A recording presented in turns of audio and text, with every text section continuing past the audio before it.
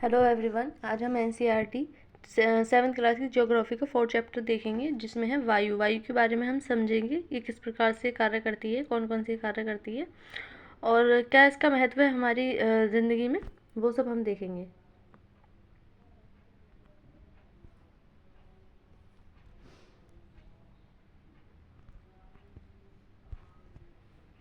तो शुरू करते हैं। हमारी पृथ्वी चारों ओर से वायु से घनी चादर से घिरी हुई है। जिस प्रकार से हमने कहा था कि वायुमंडल जो है वो पृथ्वी को इस प्रकार से घेरे हुआ है, जैसे एक ब्लैंकेट टाइप में पूरी पृथ्वी वायुमंडल को रोक कर रखती है अपने गुरुत्वाकर्षण बल के द्वारा, जिसे वायुमंडल कहते हैं। पृथ्वी पर सभी जीव जीवित रहने के लिए वायुमंडल पर निर्भर हैं, क्योंकि जो वायु है उससे हम ऑक्सीजन लेते हैं। जितने भी जीव जंतु हैं और पेड़ पौधे हैं, उन सब के लिए आवश्यक होता है वायुमंडल। यह हमें सांस लेने के लिए वायु प्रदान करता है एवं सूर्य की किरणों के हानिकारक प्रभाव से हमारी रक्षा करता है। जो यूवी वेव्स आती हैं सूर्य से, उससे हमारी रक्षा करता है। यदि सुरक्षा की यह चादर ना हो तो हम दिन के समय सूर्य की गर्मी से तप्त होकर जल सकते हैं एवं रात के समय ठंड से जम सकते हैं। अतः यह वह वायु राशि है जिसने पृथ्वी के तापमान को रहने योग्य बनाया है। यानी कि वायुमंडल से जो वायुमंडल है वो क्या कर रहा है, वो पृथ्वी पर रहने योग्य जो स्थिति है वह बना रहा है। कार्बन डाइऑक्साइड वायुमंडल में फैलकर पृथ्वी से विकिरित ऊष्मा को पृथ्वी पर रोककर ग्रीन हाउस प्रभाव पैदा करती है। यानी कि जो सूर्य से किरणें आ रही हैं और फिर जब रात के समय पृथ्वी से विकिरण होता है, यानी कि जो सूर्य किरण पृथ्वी पर आ गई वो वापस जब जाती हैं वायुमंडल में, तो जो कार्बन डाइऑक्साइड गैस होती है वो उसको रोकती है, जिससे हमारी जो पृथ्वी है उसका तापमान गर्म रहता है, थोड़ा बिल्कुल 0 डिग्री पर नहीं चला जाता है, जिस कारण से यहाँ रहने योग्य स्थिति बनती है। यदि वायु जो कार्बन डाइऑक्साइड है वो ना हो तो सारे जो विकिरण है वो सब वायुमंडल में चला जाए, यहाँ का जो तापमान है बिल्कुल माइनस में चला जाए, जिससे स्थिति खराब हो सकती है रात के समय, यानी कि यहाँ पर जम जाएंगे लोग बाग। तो इसलिए जो कार्बन डाइऑक्साइड गैस है वो ज़रूरी है, लेकिन इसकी बढ़ी हुई मात्रा, जब इसकी मात्रा बढ़ जाती है तो ज़्यादा विकिरण रोकती है, जिसके कारण से जो ग्लोबल वार्मिंग है वो हो रही है। इसलिए इसे ग्रीन हाउस गैस भी कहते हैं और इसके अभाव में धरती इतनी ठंडी हो जाती कि इस पर रहना असंभव होता। किंतु जब कारखानों एवं कार के धुएं से वायुमंडल में इसका स्तर बढ़ता है, तब इस ऊष्मा के द्वारा पृथ्वी का तापमान बढ़ता है। इसे भूमंडलीय ताप ग्लोबल वार्मिंग कहते हैं, जो कि आज के समय हम देख रहे हैं अपनी चरम सीमा पर है। इतना ज़्यादा उद्योगों को लगाकर गाड़ियों की वजह से इतना पॉल्यूशन बढ़ाया जा रहा है कि इसकी मात्रा बढ़ती ही जा रही है। तापमान में इस वृद्धि के कारण पृथ्वी के सबसे ठंडे प्रदेश में जमी हुई बर्फ पिघलती है, जिसके परिणाम स्वरूप समुद्र के जल स्तर में पृथ्वी वृद्धि होती है और जो द्वीपीय देश होते हैं उनके डूबने का खतरा लगा रहता है, जिससे तटीय क्षेत्रों में बाढ़ आ जाती है। दीर्घ अवधि में इसके कारण जलवायु में अत्यधिक परिवर्तन हो सकता है, जिसके फलस्वरूप कुछ पौधे एवं पशु लुप्त हो सकते हैं तथा कुछ देश भी लुप्त हो सकते हैं। इसलिए एक मतलब चिंता का विषय है ये भी। वायुमंडल का संगठन। क्या आप जानते हैं कि जिस वायु का उपयोग हम सांस लेने के लिए करते हैं, वास्तव में वह अनेक गैसों का मिश्रण होती है। यानी कि जो वायुमंडल है उसमें अलग अलग प्रकार की गैसें होती हैं, किसी एक गैस से मिलकर नहीं बना है। इसमें नाइट्रोजन तथा ऑक्सीजन ऐसी गैसें हैं जिनसे वायुमंडल का बड़ा भाग बना है। Carbon dioxide, helium, ozone, argon एवं हाइड्रोजन कम मात्रा में पाई जाती हैं। इन गैसों के अलावा धूल के छोटे छोटे कण भी हवा में मौजूद होते हैं और जलवाष्प भी, जो जल के कण हैं, वो भी वायुमंडल में मौजूद होते हैं। इसमें एक चित्र में दिखाया गया है, ये इस प्रकार से पूरा वायुमंडल है 100%। इसमें से जो 78% है, 78% नाइट्रोजन है, 21% ऑक्सीजन है, जो कि हमारे वायुमंडल में सबसे ज़्यादा योगदान देती हैं दोनों गैसें। फिर हमारी आर्गन आती है, कार्बन डाइऑक्साइड और अन्य सभी गैसें, ये इस प्रकार से विभाजित हैं। नाइट्रोजन वायु में सर्वाधिक पाई जाने वाली गैस है। जब हम सांस लेते हैं तब फेफड़ों में कुछ नाइट्रोजन भी ले जाते हैं और फिर उसे बाहर निकाल देते हैं। जो वायुमंडल है वहाँ पर सबसे ज़्यादा कौन सी गैस मिलती है, वहाँ पर हमें नाइट्रोजन मिलती है, जबकि जो पृथ्वी की सतह है यहाँ पर सबसे ज़्यादा क्या मिलती है, यहाँ पर सबसे ज़्यादा ऑक्सीजन मिलती है। तो ये दोनों अलग अलग बातें हैं, परंतु पौधों को अपने जीवन के लिए नाइट्रोजन की आवश्यकता अत्यधिक होती है। वे सीधे वायु से नाइट्रोजन नहीं ले पाते। मृदा तथा कुछ पौधों की जड़ों में रहने वाले जीवाणु वायु से नाइट्रोजन लेकर इसका स्वरूप बदल देते हैं जिससे पौधे इसका प्रयोग कर सकें। क्योंकि हम देखते हैं जो जिस मिट्टी में नाइट्रोजन की मात्रा अधिक होती है तो वो उस मिट्टी को ज़्यादा उपजाऊ माना जाता है, वो अच्छी खासी कृषि करने योग्य होती है। ऑक्सीजन वायु में प्रचुरता से मिलने वाली दूसरी गैस है। मनुष्य तथा पशु सांस लेने में वायु से ऑक्सीजन प्राप्त करते हैं। हरे पादप प्रकाश संश्लेषण द्वारा ऑक्सीजन उत्पन्न करते हैं। इस प्रकार वायु में ऑक्सीजन की मात्रा समान बनी रहती है। यदि हम वृक्ष काटते हैं तो यह संतुलन बिगड़ जाता है। जब वृक्ष नहीं होंगे, क्योंकि वृक्ष जो क्या है कि वो संश्लेषण द्वारा ऑक्सीजन बना रहे हैं, तो इससे जिस ऑक्सीजन से हम जीव जंतु सांस ले रहे हैं, तो पेड़ों के काटना बहुत हानिकारक है मनुष्य के लिए, जो कि अपने फायदे के लिए लगातार जंगलों को, वनों को साफ कर रहा है। कार्बन डाइऑक्साइड अन्य महत्वपूर्ण गैस है। हरे पादप अपने भोजन के रूप में कार्बन डाइऑक्साइड का प्रयोग करते हैं और ऑक्सीजन वापस देते हैं। मनुष्य और पशु कार्बन डाइऑक्साइड बाहर निकालते हैं। मनुष्य तथा पशुओं द्वारा बाहर छोड़ी जाने वाली कार्बन डाइऑक्साइड की मात्रा पादपों द्वारा प्रयोग की जाने वाली गैस के बराबर होती है। यानी कि मनुष्य और जीव जंतु क्या कर रहे हैं, वो ऑक्सीजन ग्रहण कर रहे हैं और कार्बन डाइऑक्साइड बाहर निकल रहे हैं, जबकि जो पेड़ पौधे होते हैं वो कार्बन डाइऑक्साइड ग्रहण करते हैं जिसको हम छोड़ते हैं और ऑक्सीजन हमें दे रहे हैं, जिससे यह संतुलन बना रहता है। परंतु यह संतुलन कोयला तथा खनिज तेल आदि ईंधनों के जलाने से गड़बड़ा जाता है, क्योंकि जो कार्बन डाइऑक्साइड है उसकी मात्रा बढ़ जाती है और ऑक्सीजन घट जाता है। वे वायुमंडल में प्रतिवर्ष करोड़ों टन कार्बन डाइऑक्साइड की बढ़ोतरी करते हैं। परिणाम स्वरूप कार्बन डाइऑक्साइड का बढ़ा हुआ आयतन पृथ्वी पर मौसम तथा जलवायु को प्रभावित करता है। मौसम और जलवायु दो अलग अलग घटनाएं हैं, मतलब मौसम का ही बड़ा रूप जलवायु होती है। इसे अभी देखेंगे हम। जब वायु गर्म होती है तो फैलती है और हल्की होकर ऊपर उठती है। जब कोई चीज़ गर्म होती है तो वो हल्की हो जाती है और हल्की होकर ऊपर उठती है। ठंडी वायु सघन और भारी होती है, इसलिए इसमें नीचे रहने की प्रवृत्ति होती है, क्योंकि वो भारी होती है। गर्म वायु के ऊपर उठने पर आसपास के क्षेत्रों से ठंडी वायु रिक्त स्थान को भरने के लिए वहाँ आ जाती है। इस प्रकार वायु चक्र चलता रहता है। इस प्रकार से जब गर्म वायु होती है तो वो इस प्रकार से ऊपर उठती है और इस प्रकार से वो फैलती रहती है, और जो बाहर की ठंडी हवा होती है वो इस स्थान को भरने के लिए आ जाती है। इस प्रकार से ये वायु चक्र चलता रहता है। तो ये वायु चक्र चलता है ठंडी और गर्म वायु के लिए। ऐसे कटेंगे। वायुमंडल की संरचना। हमारा वायुमंडल 5 परतों में विभाजित है, जो पृथ्वी की सतह से आरंभ होती हैं। ये है क्षोभमंडल, समतापमंडल, मध्यमंडल, बाह्यमंडल एवं बर्हिमंडल। इसको आयनमंडल भी कह देते हैं। क्षोभमंडल यह परत वायुमंडल की सबसे महत्वपूर्ण परत है, जो कि पृथ्वी की सबसे पहली परत पड़ती है। यानी कि पृथ्वी से अगर हम वायुमंडल की ओर बढ़ेंगे, ऊपर की ओर जाएंगे, तो यह पृथ्वी की सतह की पहली परत होती है। इसकी औसत ऊंचाई 13 किलोमीटर है।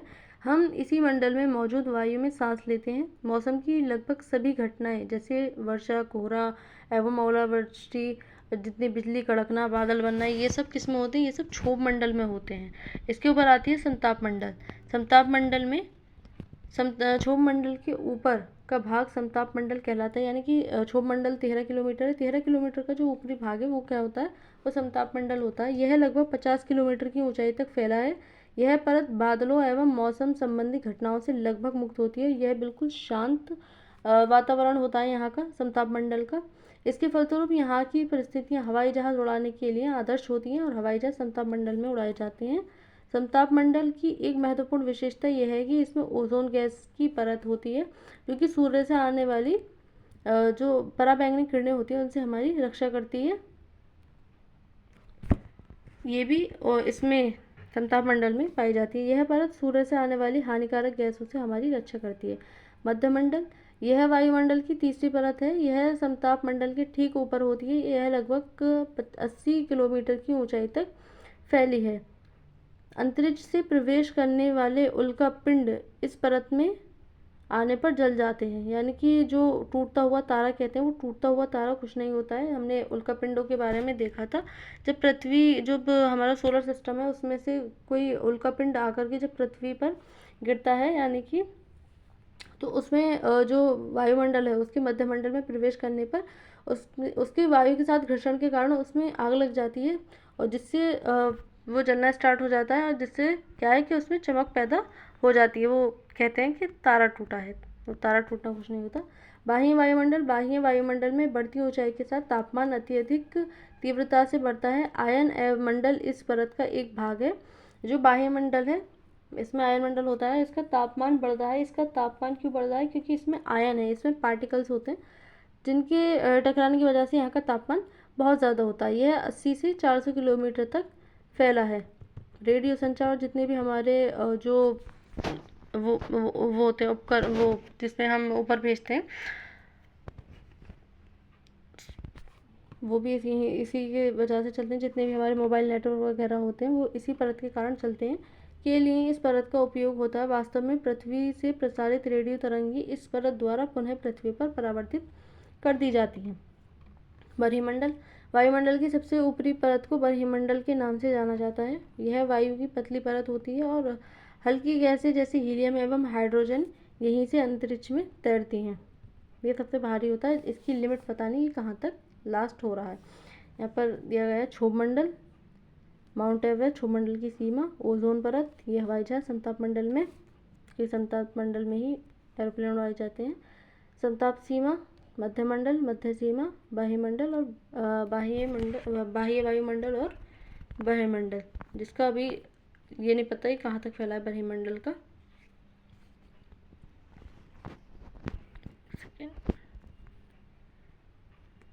मौसम एवं जलवायु क्या है? दोनों में फर्क, दोनों अलग अलग हैं।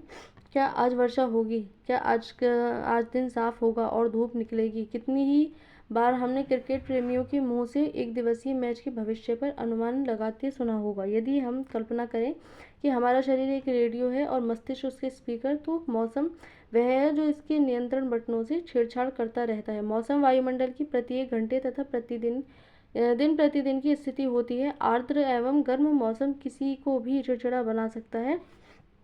अच्छा हवादार मौसम हमें आनंद देता है और हम घूमने की योजना भी बना सकते हैं। मौसम नाटकीय रूप से दिन प्रतिदिन बदलता है, किंतु दीर्घ काल में किसी स्थान का औसत मौसम उस स्थान की जलवायु बताता है। यानी कि जो मौसम है वो दिन प्रतिदिन की होने वाली घटना होती है। जैसे कि हम समाचार में सुनते रहते हैं कि मौसम विभाग ने चेतावनी जारी की, वर्षा की, आंधी की, तूफान की, वो सब क्या होता है? वो सब हमारा मौसम होता है, दिन प्रतिदिन की होने वाली चेंज प्रतिक्रिया होती है वो।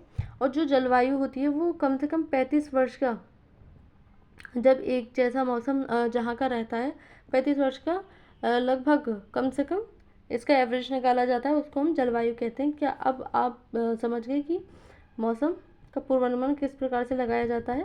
तो मौसम और जलवायु में ये परिवर्तन है। जैसे कि हमारे यहाँ की जलवायु मानसून जलवायु मानी जाती है, क्योंकि यहाँ मानसून आता है भारत में। यह जानकर आपको आश्चर्य होगा कि पृथ्वी सूर्य का इतना भाग केवल 1/2 अरबवां ही प्राप्त करती है। जो सूर्य की एनर्जी है, सिर्फ 2 अरबवां भाग ही पृथ्वी सूर्य की एनर्जी का प्राप्त करती है, जब यहाँ का टेम्परेचर इतना अधिक होता है। तापमान, आप प्रतिदिन जिस तापमान का अनुभव करते हैं वह वायुमंडल का तापमान होता है। वायु में मौजूद ताप एवं शीतलता, यानी कि आर्द्रता शीतलता के परिणाम को तापमान कहते हैं। वायुमंडल का तापमान केवल दिन और रात में ही नहीं बदलता, बल्कि ऋतुओं के अनुसार भी बदलता है। शीत ऋतु की अपेक्षा ग्रीष्म ऋतु ज्यादा गर्म होती है।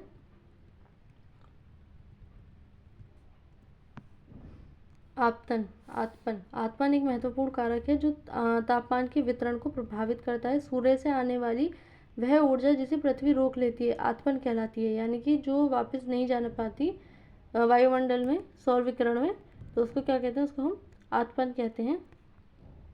तापमापी, तापमान मापता है, इस प्रकार का ये तापमापी होता है जिससे तापमान मापा जाता है। वायु दाब मापी, जिसका वायु दाब मापा जाता है। वर्षा मापी, वर्षा की मात्रा मापता है, कितनी वर्षा हुई है। और ये वात दिग्दर्शी, पवन की दिशा, यानी कि पवन किस दिशा में चल रही है, ये उसको मापता है। आतपन सूर्यताप की मात्रा भूमध्य रेखा से ध्रुवों की ओर घटती है, इसलिए तापमान उसी प्रकार घटता जाता है। यानी कि जो भूमध्य रेखा है उस पर आतपन सूर्यताप अधिक होता है, क्योंकि वहाँ सूर्य की किरणें सीधी पड़ती हैं, जबकि ध्रुवों पर तिरछी पड़ती हैं, जिसके कारण से वहाँ बर्फ पड़ती है। यदि पृथ्वी का तापमान अत्यधिक बढ़ जाता है तो यह इतनी गर्म हो जाएगी कि यहाँ कुछ फसलें नहीं उग सकेंगी। गाँवों की अपेक्षा नगरों का तापमान बहुत अधिक होता है, क्योंकि वहाँ उद्योग ज़्यादा होते हैं, गाड़ियाँ ज़्यादा होती हैं, जिसकी धुएं के कारण से वहाँ का तापमान बढ़ता है। दिन के समय में ऐसा फील्ड से बनी सड़कें एवं धातु और कंक्रीट से बने भवन गर्म हो जाते हैं। रात के समय यह ऊष्मा मुक्त हो जाती है, क्योंकि ये अत्यधिक ऊष्मा ग्रहण करते हैं। नगर के भीड़ वाले ऊंचे भवन गर्म वायु को रोक लेते हैं, जिससे नगरों का तापमान बढ़ जाता है। तापमान को मापने की मानक इकाई डिग्री सेल्सियस है। इसका आविष्कार एंडर्स सेल्सियस ने किया था। सेल्सियस मापने पर जल 0 डिग्री सेल्सियस पर जमता है एवं 100 डिग्री सेल्सियस पर उबलता है, क्योंकि जो जल है उसमें गुप्त ऊष्मा होती है, इसलिए ना तो जल्दी ठंडा होता है, ना ही जल्दी गर्म होता है। वायु दाब, यह जानकर आपको आश्चर्य होगा कि वायु हमारे शरीर पर उच्च दाब के साथ बल लगाती है। जो वायु है, जो हमारी बॉडी है, वो बॉडी हमारी बाहर की ओर बल लगा रही होती है, और वायु भी जो हमेशा उपस्थित होती है, वो भी हमारी बॉडी पर बल लगा रही होती है। यदि ये वायु दाब ना हो तो हमारी बॉडी की जो रक्त शराएँ होती हैं वो फट जाएं, जिससे इंसान की मृत्यु हो जाए। किंतु हम इसका अनुभव नहीं करते हैं। यह इसलिए होता है क्योंकि वायु का दाब हमारे ऊपर सभी दिशाओं से लगता है और हमारा शरीर विपरीत बल लगाता है। पृथ्वी की सतह पर वायु के भार द्वारा लगाया गया दाब वायु दाब कहलाता है। वायुमंडल में ऊपर की ओर आ जाने पर दाब तेजी से गिरने लगता है। समुद्र स्तर पर वायु दाब सर्वाधिक होता है और ऊंचाई पर जाने पर यह घटता जाता है। वायु दाब का क्षैतिज वितरण किसी स्थान पर उपस्थित वायु के ताप द्वारा प्रभावित होता है। अधिक तापमान वाले क्षेत्रों में वायु गर्म होकर ऊपर उठती है और यह निम्न दाब क्षेत्र बनाता है। निम्न दाब वायु बादल युक्त आकाश एवं नम मौसम के साथ जुड़ा होता है। कम तापमान वाले क्षेत्रों की वायु ठंडी होती है। इसके फलस्वरूप यह भारी होती है। भारी वायु निमज्जित होकर उच्च दाब क्षेत्र बनाती है। उच्च दाब के कारण स्पष्ट एवं स्वच्छ आकाश होता है। वायु सदैव उच्च दाब क्षेत्र से निम्न दाब क्षेत्र की ओर गमन करती है। क्या आप जानते हैं कि चांद पर वायु नहीं है, अतएव वहाँ वायु दाब भी नहीं है। अंतरिक्ष यात्री जब चांद पर जाते हैं तो वे विशेष रूप से स्वच्छित हवा से भरी हुई अंतरिक्ष पोशाक पहनते हैं, जिसके अंदर एयर होती है, हवा होती है। यदि वे इस अंतरिक्ष पोशाक को ना पहने तो अंतरिक्ष यात्रियों के शरीर द्वारा विपरीत बल लगाने के कारण उनकी रक्त शराएं फट सकती हैं, जिससे अंतरिक्ष यात्री रक्तस्रावित हो सकते हैं, उनकी मृत्यु हो सकती है। इसलिए उनको ये पोशाक पहनाई जाती है क्योंकि वहाँ पर वायु नहीं है, जिससे वो उनकी बॉडी पर प्रेशर लगा सके, जैसे पृथ्वी पर लगा रही है। पवन, उच्च दाब क्षेत्र से निम्न दाब क्षेत्र की ओर वायु की गति को पवन कहते हैं। आप पवन को काम करते देख सकते हैं जब यह सड़क पर गिरी पत्तियों को उड़ाती है अथवा तूफान के समय पेड़ों को उखाड़ देती है। कभी कभी जब पवन धीरे बहती है तो आप इसे महीन धूल या धुएं को उड़ाते देख सकते हैं। कभी कभी पवन इतनी तेज हो जाती है कि इसके विपरीत दिशा में चलना कठिन हो जाता है। आपने अवश्य अनुभव किया होगा कि तेज पवन में छाता लेकर चलना आसान नहीं है। 3 अन्य उदाहरण सोचिए। और ये पवन को मुख्यतः 3 प्रकार में विभाजित किया जाता है। अभी हम देखेंगे कौन कौन सी हैं। पवन का नाम उसके आने की दिशा के आधार पर निर्धारित होता है। उदाहरण के लिए पश्चिम से आने वाली पवन पश्चिमी या पछुआ पवने कहा जाता है, यानी कि जिस दिशा से पवन आ रही है उस दिशा के अनुरूप उस पवन का नाम निर्धारित किया जाता है। स्थायी पवने, व्यापारिक पश्चिमी एवं पूर्वी पवने स्थायी पवने हैं। ये वर्ष भर लगातार निश्चित दिशा में चलती रहती हैं।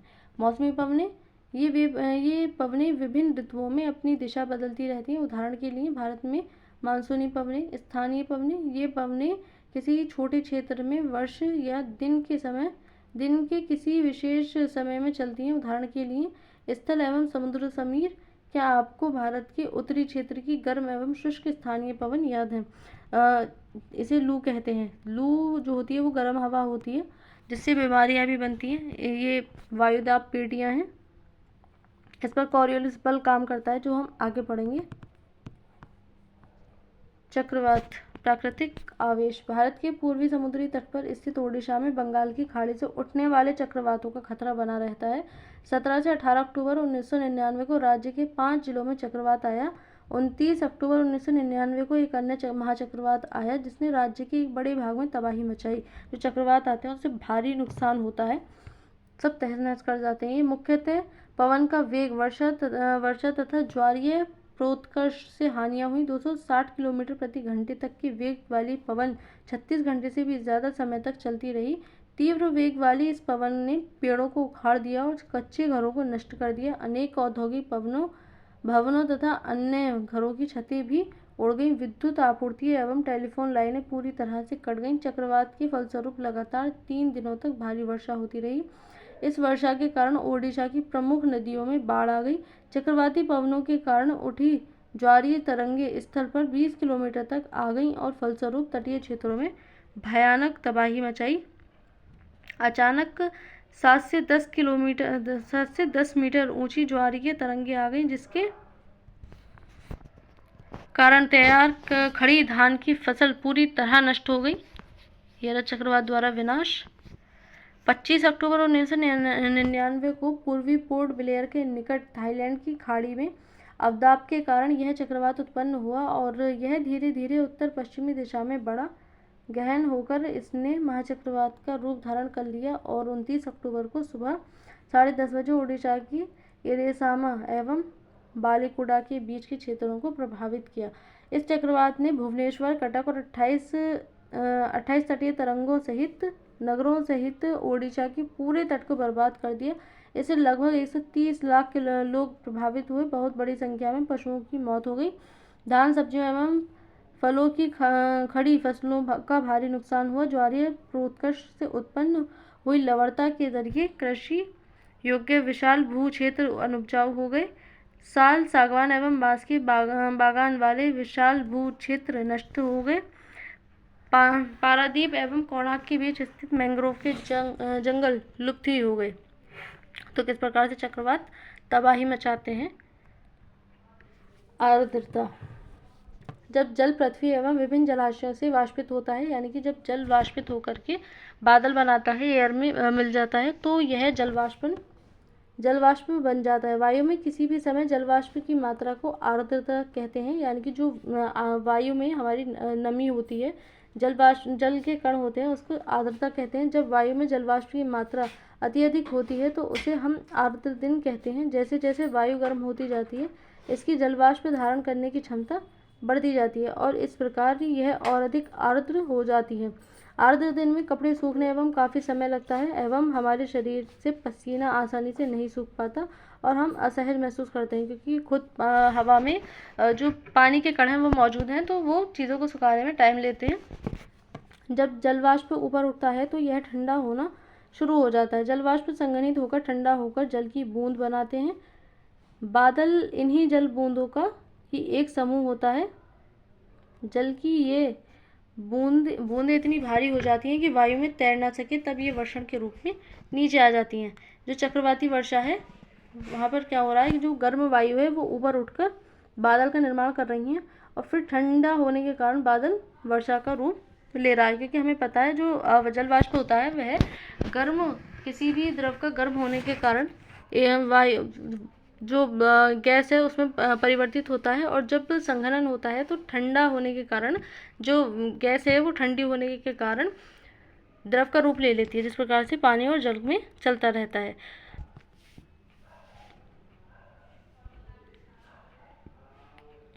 एक होती है पर्वतीय वर्षा, यानी कि पर्वतों पर जब गर्म हवा वहाँ से नीचे, पर्वतों के नीचे से गर्म हवा ऊपर उठकर पहाड़ों के ऊपर जा कर के जो पर्वतीय वर्षा है, आर्द्र वायु बनकर ठंडी वायु को मतलब ठंडा होकर के पानी पड़ता है, यानी कि वर्षा होती है, जिसको हम पर्वतीय वर्षा कहते हैं।